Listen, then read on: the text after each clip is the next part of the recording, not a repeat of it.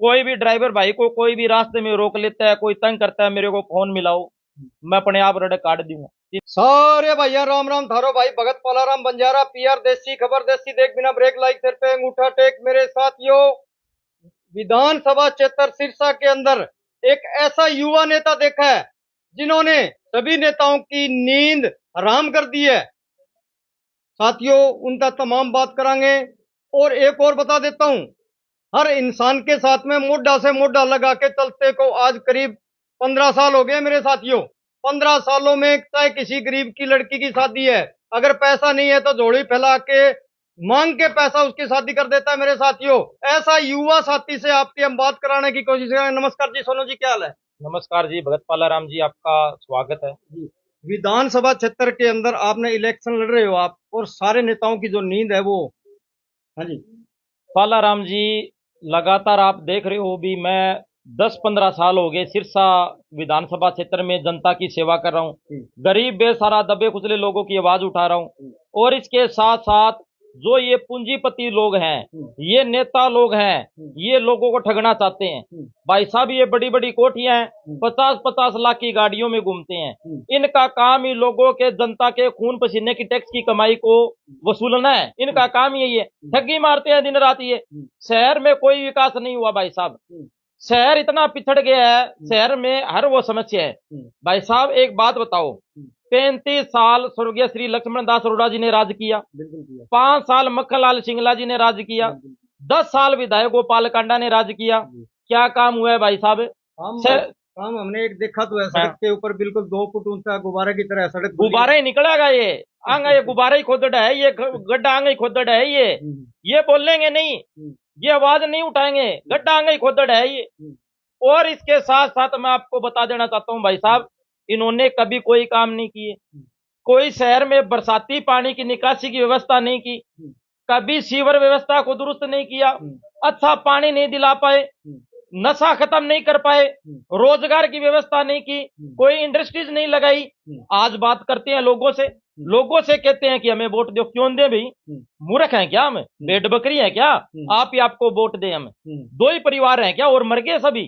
और युवा साथी मर गए, सभी को तो आपने चमचा समझ रखे। ये कोई बात थोड़ी है। जनता की सेवा के लिए, जनता के मुद्दे के लिए मैं चुनाव मैदान में उतरा हूं। मैं डोर टू डोर जन जन की सुनवाई करता हूं, वहां जाता हूं, अधिकारियों से काम भी करवाता हूं, कार्रवाई भी करवाता हूं। लेकिन मुझे विधानसभा में जाने की जरूरत है, क्योंकि मैं जनता का मीडिया के माध्यम से समाधान कम कर पाता हूं। विधानसभा में जाऊंगा, जनता के लिए आवाज उठाऊंगा, सिरसा के लोगों के लिए मांगे रखूंगा, काम करवाऊंगा भाई साहब। अब ये जो जितने भी विधायक लोग हैं जो विधानसभा में खड़े होने वाले हैं, सबकी नींद हराम हो रही है, क्योंकि कर्मचारी जो है उनकी भी सबकी नींद हराम हो रही है। भी सोनू शर्मा हमेशा हमारे साथ में लड़ता है, कर्मचारियों के वैसे ही आपको पता है होश उड़े पड़े हैं, पहले भी आप उड़ा के रखते हो। आप गरीब से गरीब आदमी के लिए लड़ रहे हो। पालाराम जी, बात यह है भी, मैंने हमेशा गरीब बेसहारा दबे कुचले और मध्य वर्ग के लोगों के लिए आवाज उठाई है। पूंजीपति लोगों का मैंने कभी साथ नहीं दिया। और अधिकारी कर्मचारियों को काम करना पड़ेगा। लोगों को मैं न्याय दिलवाने के लिए आया हूं, लोगों को रास्ता दिखाने के लिए आया हूं, और मैं बताने के लिए आया हूं कि एक विधायक है वो क्या कर सकता है।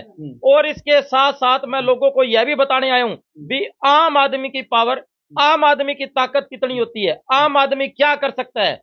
एक अधिकारी से आम आदमी बात करने के लिए डरता है, उनके ऑफिस में जाने से डरता है, काम करवाने के लिए डरता है, कहता है भी आप मेरे साथ चलो, किसी को बोलता है। मैं आम आदमी को जागरूक करने के लिए आया हूं, बताने के लिए आया हूं भी अकेला एक आम आदमी ही अधिकारियों और कर्मचारियों से काम करवा सकता है, ना कोई विधायक, ना कोई मंत्री। सोनू जी, आप जमीनी सतह से उठकर और एक स्कूटी पे अपील कर रहे हो, जगह जगह आप घूम रहे हो, और शहर के अंदर बहुत बड़ी आपकी चर्चा चल रही है। पालाराम जी, बात यह है कि मैंने हमेशा लोगों की मदद की है। 10 साल मैंने ना दिन देखा, ना रात देखी, ना धूप देखा, ना छांव देखी, ना आंधी देखी, ना तूफान देखा, कुछ नहीं देखा मैंने। जनता की मैंने सेवा की है, तन मन धन से सेवा की है। अब जनता को मैं कहना चाहूंगा, अब समय आ गया है, आप मेरा साथ दीजिए। आप मेरा साथ दीजिए और मेरा सहयोग कीजिए। और इसके साथ साथ मैं जनता को यह भी कहना चाहूंगा कि आप मेरी ज्यादा से ज्यादा मदद कीजिए, क्योंकि मैंने 10 साल आपके लिए गवाए हैं, संघर्ष किया है। ये मोटे मोटे बागड़ बिल्ले हैं, ये कोई काम नहीं आएंगे भाई साहब। ये 4.5 साल बाद में बरसाती मेंढक की तरह आगे। क्यों भाई? 10 साल मैंने संघर्ष किया है, कोर्ट कचहरी में, थाने में, लोगों के बीच में खड़े मिले हूं। इनको किसी ने कहीं नहीं देखा, धरना प्रदर्शन करे। मैं ये नंबर बनाने के नंबरी आदमी है, ये सभी नंबरी आदमी नंबर बनाते घूमते हैं। किसी ने कोई काम नहीं किया, रोज नंबर बनाते घूमते हैं। भाई साहब, लोगों को इन्होंने मूर्ख समझ रखे है, बेवकूफ समझ रखे है, भेड़ बकरी समझ रखे है। लोगों को कहना चाहूंगा, जागरूक हो जाओ भाई। अगर इस बार जागरूक नहीं होगे तो पछताना पड़ेगा। ये नेता लोग कभी मुद्दे की बात नहीं करते, कभी शिक्षा के ऊपर बात नहीं करते, कभी स्वास्थ्य के ऊपर बात नहीं करते, बिजली पानी के ऊपर बात नहीं करते, सीवर के ऊपर बात नहीं करते, आपस में लड़ाई करते हैं। मैं तो कहूं, आपस में इकट्ठा होकर लड़ाई कर लियो। सरसा में क्यों ते बदनामी मोल लेवल आ रहे हो भी? लोगों क्यों भेड़ बकरी समझ रखे है? आपस में बैठ के लड़ाई करो, ते थारी थाने करनी है, एक दूसरे में दुश्मनी है, लड़ाई करो। लोगों का जो शिक्षा, स्वास्थ्य है, बेरोजगारी का मुद्दा है, नशा का मुद्दा है, उन मुद्दों को कब उठाओगे आप? भाई साहब, आपस में लड़ाई, इनकी दुश्मनी है आपस की, तो आपस में लड़ाई करो। सारा नेता एक सा हो रहे। भाई साहब, 50-50 लाख की गाड़ी में घूमे, इतो मोटा मोटा टेर है गाड़ी आंगा भाई जी। गाड़ी में टायर बड़े बड़े हैं, उनकी कोठी में जाओ ना, गर्मी में एसी चलती है, सर्दी में हीटर चलते हैं उनके घरों में। गाड़ी में एसी चलती है, सर्दी में हीटर चलते हैं, कोई काम नहीं करते। जनता जाए भाड़ में, कोई मतलब नहीं है। मैं मोटरसाइकिल पे घूमता हूँ, स्कूटी पे घूमता हूँ, मुझे पता है जनता के दुख दर्द का, क्योंकि मैं जनता के बीच में रहता हूँ। पसीना बहाया है मैंने। इन लोगों को क्या बताते हैं, थोड़ा सा बोलते हैं, राजनीति करते हैं। कुछ लोग भी चमचे बने हुए हैं, मूर्ख बने हुए हैं, वो जातिवाद पर, परिवारवाद पर, बिरादरीवाद पर वोट दे देते हैं। उन लोगों को कहना चाहूंगा, अगर अब भी नहीं सुधरे ना तो समय हाथ से निकल जाएगा। नहीं, हाथ से समय निकलने के बाद में फिर क्या होता है, कभी तो आपको देखते हैं शिविर पे, कभी आप पेड़ पे लटके होते हो, इस जनता के लिए आप लड़ रहे हो, तो पूरी अपील क्या है जनता के आगे? जनता से यही अपील है, आपके दम पर, आपके भरोसे पर मैं चुनाव लड़ रहा हूं। 10 साल मैंने आपकी सेवा की है, तन मन धन से सेवा की है। मेरी बेइज्जती मत करवा देना। चुनाव रिजल्ट परिणाम आए उस दिन देखूं मैं, मेरी ढोलकी खाली निकले, मेरी बेइज्जती हो जाए, फिर सोनू शर्मा नहीं मिलेगा। अब तो रात को 1 बजे कोई दिक्कत हो जाती है, सोनू शर्मा को फोन कर देते हैं, सोनू शर्मा 5 मिनट में पहुंच जाता है। 5 मिनट में जान जोखिम में डालकर पहुंचता हूं भाई साहब, कुछ नहीं देखता मैं। बाद में किसको फोन कर लियोगे भाई? मेरा मदद करो, सहयोग करो, विधानसभा में पहुंचाओ, आपकी आवाज को मैं बुलंद करूंगा, कोई समस्या नहीं आने दूंगा मैं आपको। तो काफी आपकी शहर के अंदर चर्चाएं चल रही है कि सोनू शर्मा ने जो डंका बजाया है, सोनू शर्मा ने आज कम से कम 15 साल से मेहनत कर रहा है, तो सोनू शर्मा के साथ में हम तन मन धन से आपके साथ आ रहे हैं और सहयोग भी दे रहे हैं। तो उन साथियों को कहना चाहूंगा, दिल से धन्यवाद करना चाहूंगा, और साथियों को कहना चाहूंगा कि आप सभी साथी साथ दें। कुछ लोग बोलते हैं कि ये शर्मा जी हैं, ये बैठ जाएंगे, दब जाएंगे, झुक जाएंगे, कभी किसी के पाले में बैठ जाएंगे। नेता है, कुछ नेता है, उन्होंने एक चर्चा बना दी कि ये पत्रकार है, ये बैठ जाएगा। उनको डर होने लग गया है, खतरा होने लग गया है, उनको महसूस होने लग गया ये पत्रकार आम आदमी के बीच में रहता है, ये गोभी खोदेगा, आपसे ज्यादा वोट लेके जाएगा और विधानसभा में जाएगा। उनको खतरा होने लग गया, इसलिए अनाप शनाप बातें होने लगी भाई साहब। और जनता को कहना चाहूंगा, मेरा साथ दो, ना दबूंगा ना झुकूंगा, और इसके साथ साथ आपके साथ डटकर चलूंगा। विधानसभा का चुनाव लड़ूंगा, मेरे चाहे कितने ही वोट आए, लेकिन मैं सिरसा की जनता को कहना चाहूंगा, बेइज्जती मत करवा देना। आपके दम पर चुनाव लड़ रहा हूं, अगर बेइज्जती करवा दी तो फिर से कोई सोनू शर्मा पैदा नहीं होगा। सोनू जी, सबसे बड़ी बात आती है शिक्षा पर। तो शिक्षा को लेके आपकी जीत होती है, तो क्या आप युवाओं के लिए? शिक्षा एक बढ़िया मुद्दा है, और शिक्षा के ऊपर मैं सुधार करने की कोशिश करूंगा, क्योंकि हम देखते हैं कि सरकारी स्कूलों में बच्चों को अच्छी शिक्षा नहीं मिल पाती। बच्चे खेलते रहते हैं, कोई सरकारी अध्यापकों का ध्यान नहीं है, और इसके साथ साथ एक स्कूल है, क्लास ज्यादा है, अध्यापक टीचर कम है, 1 या 2 मिलेंगे। सबसे पहले मेरी प्राथमिकता यही रहेगी, सरकारी स्कूलों में अध्यापकों की नियुक्ति करवाना। एक स्कूल है वहां पर अध्यापक पूरे होने चाहिए, और इसके साथ साथ वहां पर बिल्डिंग है, उन बिल्डिंगों को नया बनवाना, और इसके साथ साथ स्कूल में साफ सफाई का प्रबंध करवाना।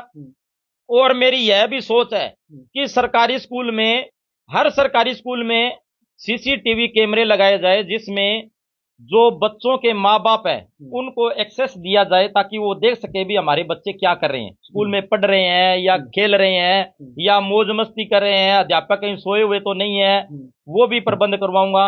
और बिल्डिंगों को नया बनवाया जाएगा सारी सरकारी स्कूलों में।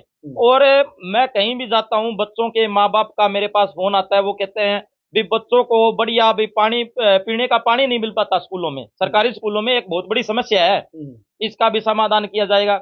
बढ़िया पंखे, एसी, कूलर की व्यवस्था सरकारी स्कूलों में की जाएगी, पूरी व्यवस्था की जाएगी, और सरकारी स्कूलों को प्राइवेट स्कूलों की तरह बनाया जाएगा।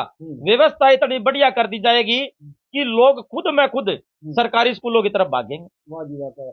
बात आती है नशे पे, आजकल के जो युवा बच्चे हैं वो नशा को लेकर बहुत बड़े वो हो रहे हैं, उनकी तरफ बालाराम जी, इस नशे को बढ़ाने में इन नेताओं का हाथ है। अब आप बोलोगे भी नेताओं का हाथ कैसे है? यहाँ पर भाई साहब 35 साल लोगों ने राज किया, उद्योग मंत्री भी रहे, उन्होंने कौन से उद्योग बना दिए भी सिरसा में, क्या काम दे दिए? अगर सिरसा में कोई उद्योग आते, बड़े बड़े उद्योग इंडस्ट्रीज आती, हमारे सिरसा विधानसभा के युवा लड़के जो बेरोजगार हैं उनको रोजगार मिलता, बढ़िया अपना व्यवस्था करते, घर में पालन पोषण करते, वो नशे की तरफ नहीं भागते। बेरोजगारी नशे का कारण है भाई साहब। जो युवा हैं वो +2 पास कर लेते हैं, BA पास कर लेते हैं, उनको रोजगार नहीं मिल पाता, तो वो धीरे धीरे नशे के आदी, टेंशन हो जाती है उनको, वो नशे के आदी हो जाते हैं, और धीरे धीरे नशा करते करते नशा बढ़ने लग जाता है, क्राइम भी बढ़ता है इससे, और क्राइम भी बढ़ता है और नशा भी बढ़ता है, और जो घर भी खराब होते हैं। तो इसका सबसे बड़ा कारण नेता है, उन्होंने कोई इंडस्ट्रीज नहीं खोले, कोई उद्योग नहीं खोले, लोगों के साथ हमेशा राजनीति की है। सोनू जी, सबसे बड़ी बात आती है, हमारे ड्राइवर साथी देख रहे हैं वो काफी सालों से तड़प रहे हैं, और जो हिट एंड रन वाला जो कानून है वो उन पे लागू कर दिया है। अभी 10 साल तक ड्राइवर जेल के अंदर सड़ेगा, 7 लाख रुपए, तो ये ड्राइवर तड़प रहे हैं, ये बिल्कुल लाइव में आपको देख भी रहे हैं, उनके लिए क्या रहेगा? देखो, वो कानून वैसे सरकार ने है वो वापस ले लिया है, मैं आपको जानकारी के लिए बता दूं। और दूसरी बात मैं ये कहना चाहूंगा, ड्राइवर भाइयों को कहना चाहूंगा, मैं आपके साथ हूं, इनके साथ कोई अत्याचार नहीं होने दूंगा। कोई भी ड्राइवर भाई को मैं कहना चाहूंगा, विधानसभा में जाने के बाद में मेरे फोन सार्वजनिक है, कोई भी ड्राइवर भाई को कोई भी रास्ते में रोक लेता है, कोई तंग करता है, मेरे को फोन मिलाओ, मैं अपने आप रेड काट दूंगा, चिंता ना करो। तो आमजन को क्या संदेश रहेगा? आमजन को यही संदेश है कि हमारे मुद्दे हैं, हम मुद्दे की लड़ाई लड़ रहे हैं, हम शिक्षा, स्वास्थ्य, रोजगार और इसके साथ साथ सीवर, बिजली, पानी मुद्दे के ऊपर लड़ाई लड़ रहे हैं। ये नेता लोग आपस में लड़ाई कर रहे हैं। मैंने 10 साल सेवा की है, मैं से वोट मांग रहा हूं, आगे भी सेवा करूंगा। मैं विधानसभा में जाकर गरीब, बेसहारा, दबे कुचले लोगों की आवाज उठाना चाहता हूं। इसलिए सभी साथियों से हाथ जोड़कर विनती करता हूं, मेरा साथ दीजिए, मेरा हाथ मजबूत कीजिए, क्योंकि अकेला सोनू शर्मा विधायक नहीं बनेगा, सिरसा की जनता विधायक बनेगी। वाह जी वाह, बहुत बहुत धन्यवाद, बहुत शुक्रिया। तो साथियों, ये हमारे साथ में युवा नेता सोनू शर्मा जी थे, जो कि जन जन की आवाज आज करीब 10-15 सालों से उठाते आ रहे हैं। तो अपनी इस वीडियो को ज्यादा से ज्यादा शेयर करना। धन्यवाद, शुक्रिया, जय जवान जय किसान।